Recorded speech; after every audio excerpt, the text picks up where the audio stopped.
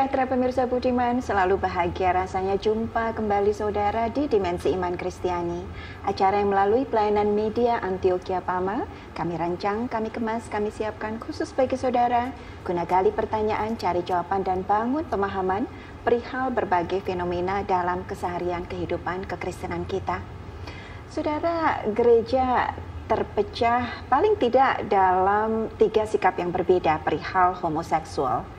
Mereka yang tidak melihat homoseksual sama sekali sebagai alasan untuk lakukan perbedaan, mereka yang menjauhi homoseksual, dan mereka yang masih meraih kaum homoseksual tapi dengan beberapa pengecualian peran. Kita akan angkat topik ini jadi topik bahasan di bincang-bincang kita di Dimensi Iman Kristiani hari ini. Dan untuk itu sudah hadir bersama kita kedua narasumber kita, Diana dan Yoga. Shalom Diana. Shalom Bu. Shalom Yoga. Saya Anis. Saudara, seperti biasa, kita tidak akan biarkan ada pertanyaan yang tidak terjawab. Kita akan kejar setiap pertanyaan, kita akan gali semua jawaban, dan untuk itu sudah hadir bersama kita, Pendeta Bigman Sirait. Shalom Pak Bigman. Shalom Anis. Saudara, isu homo memang selalu jadi isu yang menarik, bukan jadi homo yang menarik. Saya pikir ini harus hati-hati dulu dipilahkan dalam kehidupan kita, sehingga kita bisa mengkritisi dengan tepat, tetapi juga tidak menjadi orang yang mendiskriminasi secara jahat. Nah, saya pikir ini menjadi penting, sehingga dalam pencerahan pemahaman kita perlu melurus pandangan kita dan menolong orang tentunya sesuai dengan panggilan keimanan kita. Ya, tetapi kita juga tidak boleh menolong dengan melegalisasi kesalahan. Saya kira statement awal saya ini penting. Bagaimana kita akan diskusikan. Namun sebelum lanjut kita akan berdoa dulu, dan saya minta Yuka untuk pimpin kita dalam doa. Bapa dalam surga, kami bersyukur karena hari ini kami boleh membahas lagi topik-topik yang terjadi seputar hidup kami. Yang berdoa kiranya firman Tuhan boleh menjawab semua ini dan kebenaran Tuhan boleh dinyatakan melalui Pendeta Bigman Sirait. Berkati juga pemirsa yang mendengarkan, menyaksikan acara ini. Biar nama Tuhan dipermuliakan. Dalam nama Tuhan kami Yesus Kristus kami berdoa. Amin. Amin. Amin. Saudara-saudara, di dalam kitab Imamat sejak awal ketika Taurat itu sudah mulai dibentuk, ada satu bagian menarik berbicaranya tentang kekudusan perkawinan. Lalu dikatakan di sana bagaimana di dalam bagian-bagian orang mana yang boleh, mana yang tidak boleh dan seterusnya. Maka ayat 22, Imamat 18:22, janganlah engkau tidur dengan laki-laki secara orang bersetubuh dengan perempuan, karena itu satu kekejian. Jadi jangan kamu tidur dengan laki-laki seperti dengan perempuan, itu kan berarti laki-laki dengan laki-laki, karena dianggap itu adalah suatu kekejian. Kemudian merujuk ke belakang sebelum Taurat dibentuk, sudah pernah Tuhan menyatakan murkanya terhadap Sodom Gomora, sehingga istilah Sodom sebagai sodomi menjadi istilah yang kita kenal dengan populer. Lalu di dalam perjanjian baru di 1 Timotius 1 ayat 10, bagi orang cabul dan pemburit, bagi penculik, bagi pendusta, bagi orang makan sumpah dan seterusnya, segala sesuatunya bertentangan dengan ajaran sehat. Ya, jadi mereka itu dianggap sebagai orang yang jahat. Pemburit adalah orang yang disebut dengan homo, istilah kita. Ya, buritan itu dari belakang begitu ya. Itu gambaran. Sehingga PB memakai istilah pemburit. Kalau di PL, laki-laki jangan tidur dengan laki-laki. Istilah kita sekarang homoseksual. Kita mesti mengerti dulu pengertian ini. Apa yang dimaksud dengan hubungan seks sebagai anugerah Allah adalah heteroseksual, laki-laki dan perempuan.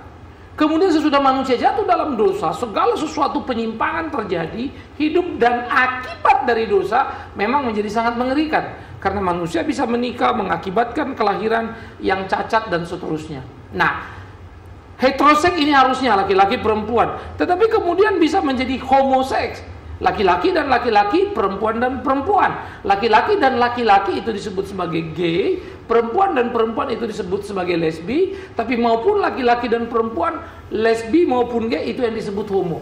Hanya saja kita seringkali mengacukan homo itu seakan-akan laki-laki laki-laki, lalu kalau perempuan lesbi. Padanan lesbi bukan homo tapi gay, ya. Payungnya sama, namanya homo. Yang kedua adalah biseksual, itu adalah kemudian dia bisa homo, bisa hetero. Ada orang seperti ini, menikah, punya anak, ya, tetapi kemudian dia punya simpanan, tapi simpanannya, itu dia ya, sama-sama sejenis, sehingga selalu kalau pergi istrinya tenang sekali. Wah, suamiku pergi dengan temannya, dia lupa itu teman kencannya, saudara.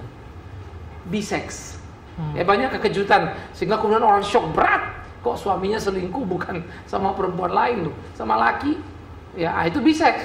Jadi orang-orang seperti ini bisa dalam kondisi yang kita sebut sebagai abnormal dalam seks, begitu ya, sehingga hetero maupun bisex maupun homoseks tadi, ya. Tetapi orang heteroseks yang hyper, tidak bisa mengendalikan diri, kemudian melakukan itu dengan banyak orang, ya, dia menjadi pencina. Tentu itu juga murka di hadapan Tuhan, tetapi secara seksual kan masih dalam tataran sehat heteronya ya, tapi hypernya mestinya bisa dikendalikan, dan itu harus menjadi bagian. Pertanyaan menarik, selalu orang bilang, kenapa bisa seperti itu, kan begitu. Yang pertama adalah Tuhan mendesain laki-laki dan perempuan, membuat mereka menjadi satu. Seks adalah relasi, bukan rekreasi. Dan kemudian bagaimana seks sebagai anugerah ilahi, relasi tertinggi, sehingga dia begitu close hanya antara suami dan istri. Nah, itulah anugerah yang diberikan untuk kemudian beranak cucu tadi. Nah, sesudah jatuh dalam dosa ada ekses tadi, kemudian muncul biseks, muncul homoseks, itu akibat hidup keberdosaan. Nah, kemudian ekses ini terus berputar menjadi sebuah kehidupan Sodom Gomora, lalu memasyarakat sedemikian rupa sampai Taurat mulai membendung dengan berbagai peraturan. Perjanjian baru ditegaskan lagi, tapi tetap saja ditabrak, khususnya gereja masa kini. Nah, oleh karena itu gereja terus bergerak sampai kepada blok menerima dan menolak, ya. Nah, saya pikir yang menolak kadang-kadang juga memang jadi ekstrim, karena menolak sama sekali menganggap homo itu celaka, durjana, masuk neraka gitu ya. Nah, yang menerima seringkali merupakan reaksi terhadap yang menolak. Lalu menerima mentah-mentah tanpa lagi role atau aturan main, pokoknya masuk sampai pendeta homo pun dibenarkan. Nah, ini kan dua kubu yang ngawur gitu ya. Menista habis pun itu tidak ada diajarkan Alkitab. Tetapi kemudian menerima habis juga tidak. Tetapi bagaimana memperbarui, menolong orang homo itu kembali kepada hidup yang seharusnya hetero. Pertanyaan berikut muncul, apakah bisa? Kan gitu. Orang homo itu sembuh. Ya, apakah bisa kemudian dia menjadi hetero dan normal? Ini menjadi diskusi menarik, saudara. Tetapi siapa yang bilang tidak bisa? Itu juga pertanyaan menarik, bukan? Karena akhirnya pameo hanya dimunculkan untuk membenarkan sebuah tindakan. Bagi saya itu sebuah kengerian. Dan saya pikir ini akan menjadi pemikiran serius kita, bagaimana mencermati fakta-fakta ini, sehingga dengan demikian sebagai gereja kita bisa mencermati, memandang dengan jeli. Yang menerima ini ergiunya apa, yang menolak ini ergiunya apa. Bagaimana yang seharusnya? Saya bilang tadi, menolak dan membuang itu jahat. Karena kita kalau seperti itu sikap Tuhan, ya habislah kita, satu pun tidak ada yang cocok memenuhi dia. Tapi menerima tanpa reserva itu pun jahat, karena engkau menodai kebenaran kita dan menabraknya. Tugas kita adalah pergi untuk menolong mereka berubah oleh kasih dan kuasa Tuhan itu. Dan saya terlalu percaya Tuhan Maha Kuasa, dan dia bisa menyembuhkan apapun, termasuk orang homo kalau kita anggap itu sebagai sebuah penyakit. Kan begitu ya. Nah, sejauh mana kita percaya pada hakikat itu. Jadi pemahaman akan kedaulatan Allah dan pemeliharaan juga tidak boleh diabaikan. Begitu, Nis? Iya, terima kasih Pak Bigman. Diana dan Yuke tadi bertiga sebetulnya kita kompak mengangguk-angguk ketika Pak Bigman berada di bagian pembicaraan mengatakan bahwa tidak seharusnya atau tidak selayaknya kita mendiskriminasikan mereka yang homoseksual. Mudah buat kita untuk mengangguk ketika mendengar statement yang seperti itu. Tapi kalau saya boleh tanya, dalam keseharian kita, Diana dan Yuke, tidakkah Diana dan Yuke akan resah misalnya dan berupaya menghindar jika putra-putrinya Diana dan Yuke berkawan dengan seseorang yang Diana dan Yuke ketahui homoseksual? Atau contoh lain misalnya, jika ada pelatih musik di sekolah yang homoseksual, tidakkah ada kecenderungan untuk mengatakan, udah deh, nggak usah ikut musik aja? Atau contoh yang lebih keras lagi barangkali, kalau guru sekolah minggu seorang homoseksual dan kebetulan Diana dan Yuke ketahui, apa sikap Diana dan Yuke dalam konteks tadi kita mengangguk-angguk ketika Pak Bigman mengatakan tidak selayaknya kita mendiskriminasikan seorang homoseksual? Mungkin pertama kali karena kita tinggal di Indonesia yang sangat, bagaimana ya ngomongnya ya, mungkin agak tidak begitu open minded ya. Tapi kalau di Eropa tuh mereka tuh sangat welcome, mereka menganggap homoseksual tuh sama seperti kita dan tidak ada satupun yang dibedakan bagi mereka. Jujur kalau saya dihadapkan begitu mungkin saya juga akan wanti-wanti anak saya ya, terlebih anak saya laki-laki semua. Mungkin ya saya pasti akan kasih tahu, akan lebih buat mereka aware lah bahwa itu homoseksual, mungkin begitu. Tapi juga di sisi lain kalau kita terlalu mengucilkan mungkin malahan menjadi bumerang bagi mereka ya untuk bertobat ya. Itu mungkin yang kalau saya pikir kalau ada di sekitar saya. Iya. Ya masalah kebiasaan ya. Dia sampaikan. Nggak biasa aja cowok tapi jadi bertingkah seperti perempuan misalnya. Kalau dia di sisi seperti itu ya. Tapi juga ada gay yang maco banget ya bisa seperti itu. Sepanjang kita nggak tahu barangkali biasa-biasa aja. Tapi pada waktu kita tahu begitu, itu yang memang bisa jadi sikap kita berubah begitu ya. Juga akan masih ada saya pikir ada stigma itu masih ada. Tapi saya bilang homo itu maco. Homo malahan dia tidak kebanci-bancian. Semua homo tuh badannya besar tinggi yang saya tahu ya, besar tinggi, maco, ganteng. Tapi yang pasti perbedaan sikap gereja bukan karena mereka maco atau bukan maco kan, pasti ada alasan yang lebih prinsip dari itu, Pak Bigman. Sebetulnya sikap gereja kita Tenggarai terpecah. Berbeda, paling tidak 3 sikap yang berbeda yang tadi kita sudah bahas di depan. Dan sebelum kita masuk ke situ mungkin kita perlu samakan dulu pemahaman mengenai homo itu sendiri. Artinya salah satu dasar mengapa salah satu atau sebagian kelompok gereja mengatakan bahwa mereka seharusnya kelompok yang tidak kita bedakan adalah argumentasi bahwa secara medis ada penjelasan mengenai kecenderungan homo mereka.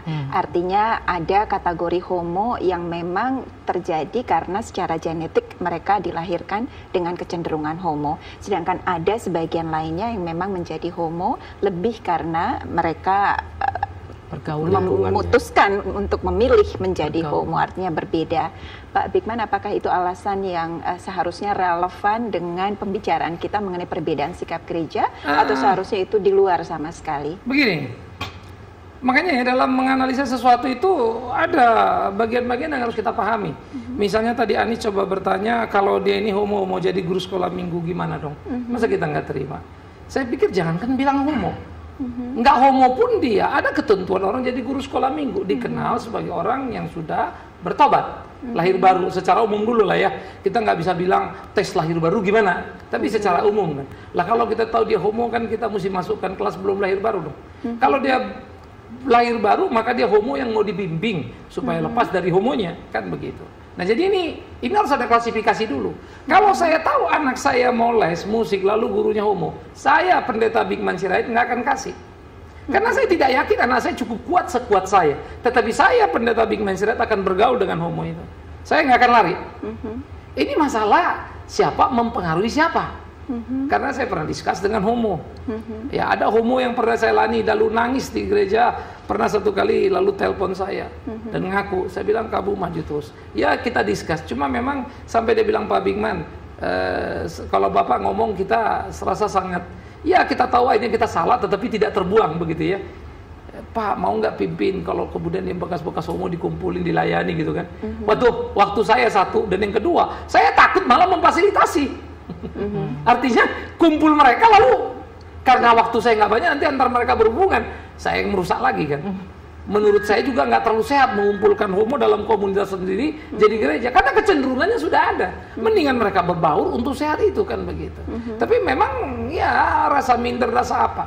Sehingga persoalan di sini bukan persoalan Barat seperti yang dikatakan Diana tadi karena Barat memang sangat liberal sampai kadang-kadang kehilangan garis kekristenannya. Begitu ya. Tapi kita juga tidak sedang bicara timur dengan segala basa-basinya, tapi kita lagi mau bicara kebenaran dan bagaimana melakoninya. Jadi kalau saya anak saya nggak kasih.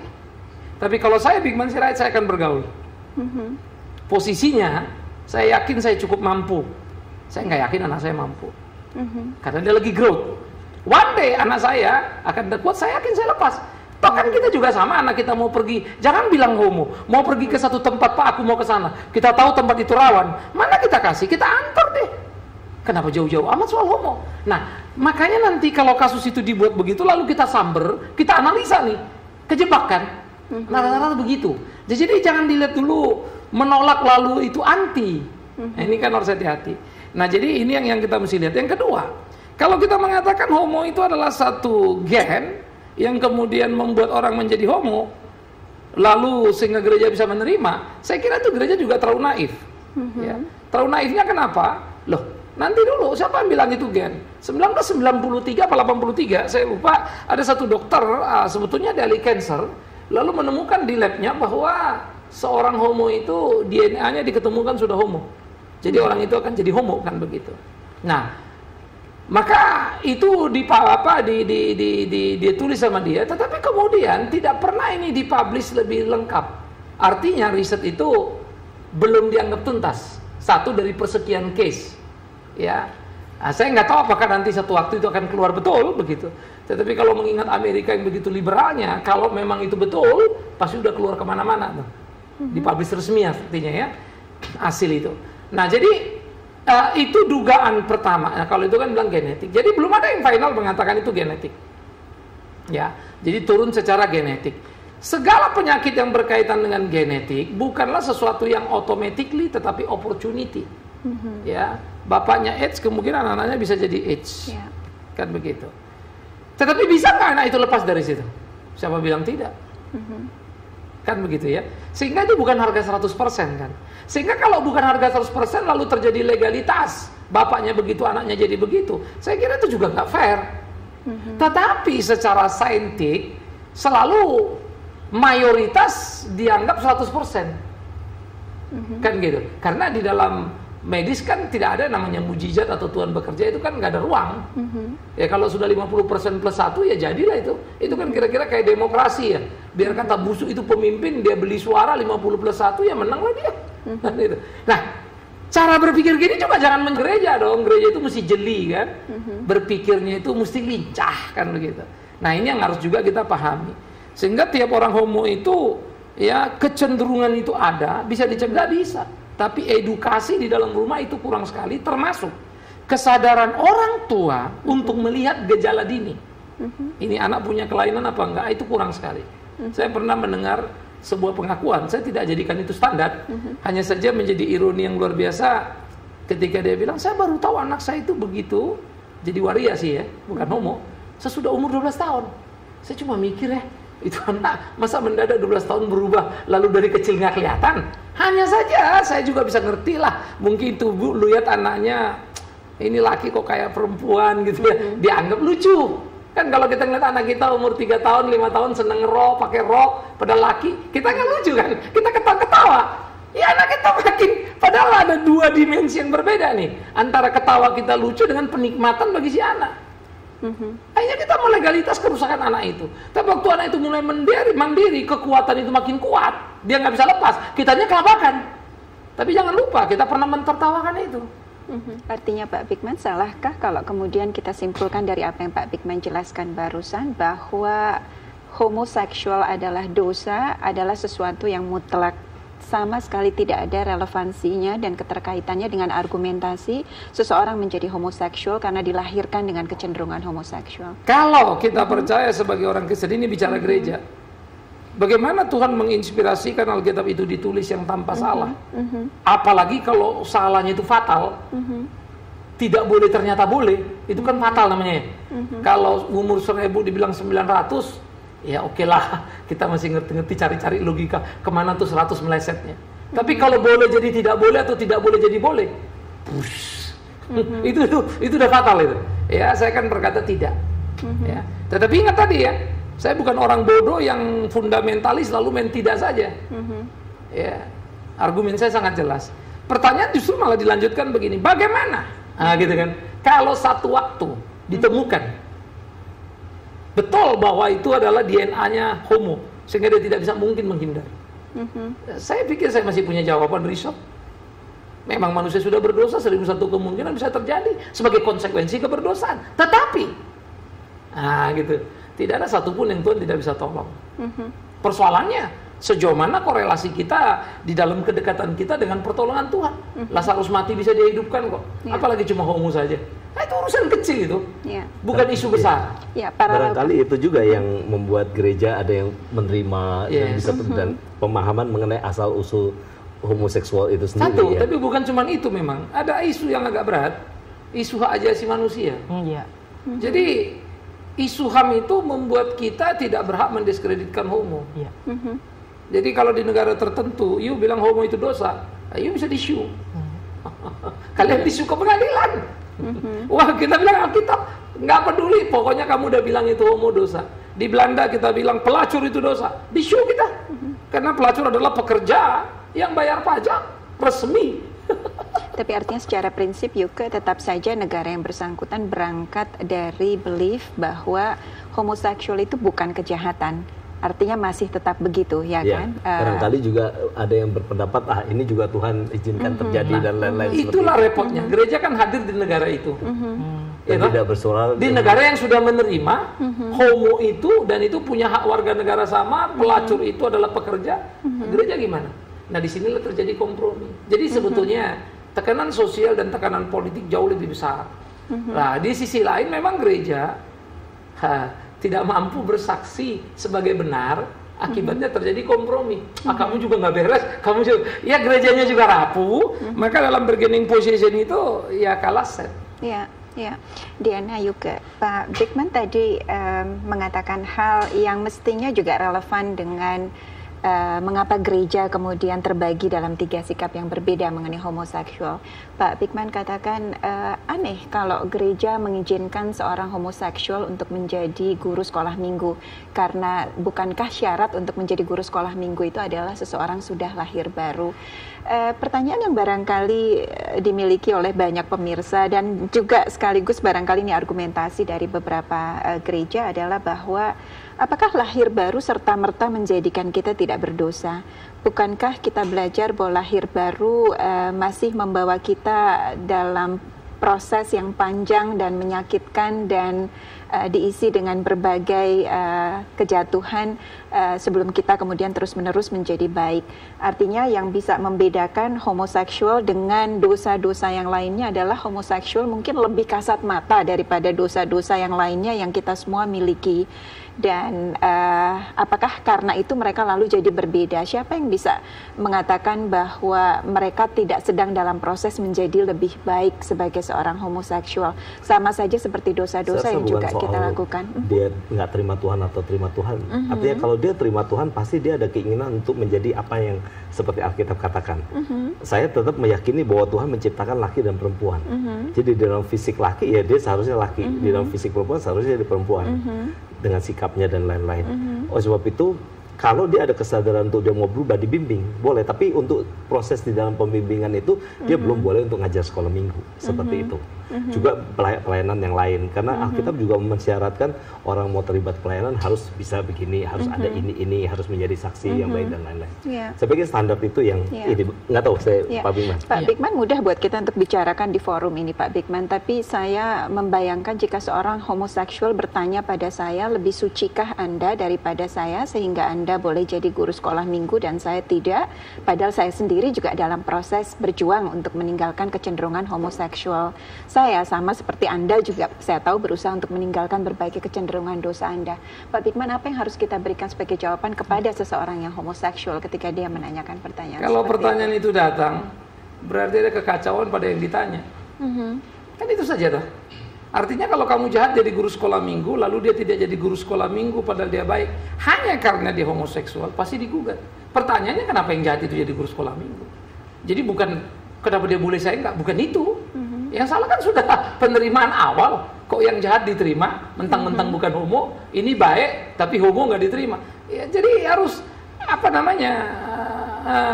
kotaknya itu mesti jelas dulu, gitu loh. Nah, orang kalau sudah bertobat terima Tuhan bukan berarti tidak bisa bikin dosa, bisa jatuh dalam dosa, tetapi tidak terikat. Kalau ini kan homo itu kan ada kesadaran kegairahan yang terpelihara. Nanti pun kalau dia lawan, jangan pikir godaan itu nggak muncul. Apalagi kalau dia mulai kenal wanita, katakanlah bisa, lalu pacaran, menikah, kecewa istrinya, itu bisa cepat balik loh. Ke masa lalu dia bisa jadi bisex deh. Jangan pikir tidak. Sama seperti orang narkoba, kan? Hari ini boleh berhenti. Kalau nggak jaga terus hubungan dengan Tuhan, itu kan daily kan, terus sepanjang hidup kita. Nah, makanya kotaknya mesti dilihat-lihat nih. Sehingga kalau kotak tadi kan, satu kotak ini nih, wah dia jahat kok boleh guru sekolah minggu, aku baik padahal mentang-mentang homo jadi nggak boleh. Pertanyaannya kan bukan, saya nggak mau jawab itu, ngapain saya jawab? Lah kenapa sih jahat ini bisa jadi guru sekolah minggu? Sekolah minggu kan udah salah, makanya kan gugat. Itulah gereja, karena memang mereka lihat banyak pendeta juga nggak lebih baik dari homo, banyak jemaat lebih brengsek. Cuma saya homo, dia koruptor, mau apa? Disitulah kelemahan gereja. Jadi bukannya kemudian gereja itu dirubah, dipaksa menerima. Gereja itu atau jemaat itu harus berubah, kan gitu, supaya bisa ngerti. Jadi bukannya kita bingung-bingung dengan sudut pandang itu, tetapi memang faktanya betul yang digugat oleh para homo itu, sehingga ada semboyan kan. Lebih baik homo tapi tidak pernah cerai daripada kamu nanti sakit hati selingkuh kan.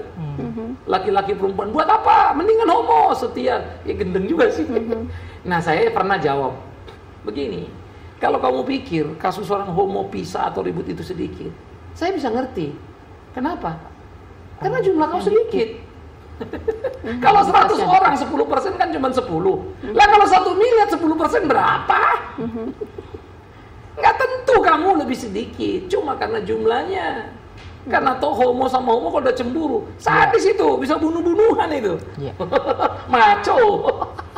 Ya kan? Jadi saya pikir begitu. Jadi kalau ada kawan-kawan ini homo begitu ya, bukan mendiskreditkan saudara begitu. Tapi ayo dong punya kegirahan ya.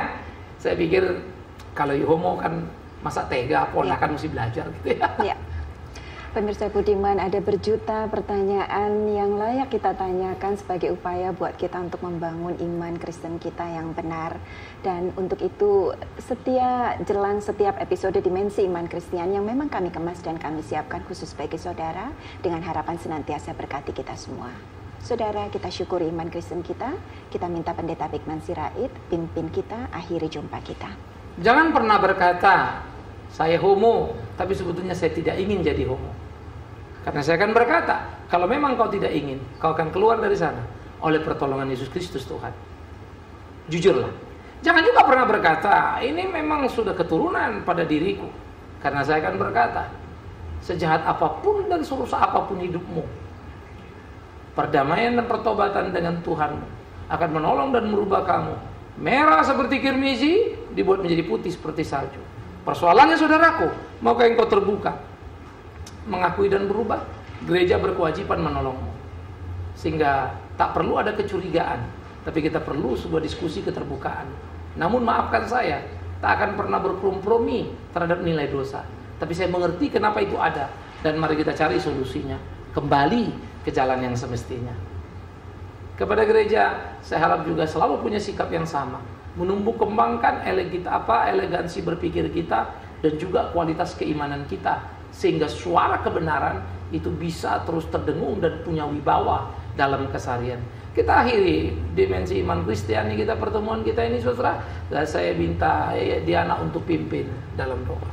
Bapak, terima kasih untuk pimpinanmu dalam pembicaraan kami sepanjang ini Bapak. Kau tolong kami agar kami hidup selalu dalam kebenaran firman-Mu Bapa. Di dalam nama Tuhan Yesus Kristus. Haleluya. Amin. Amin.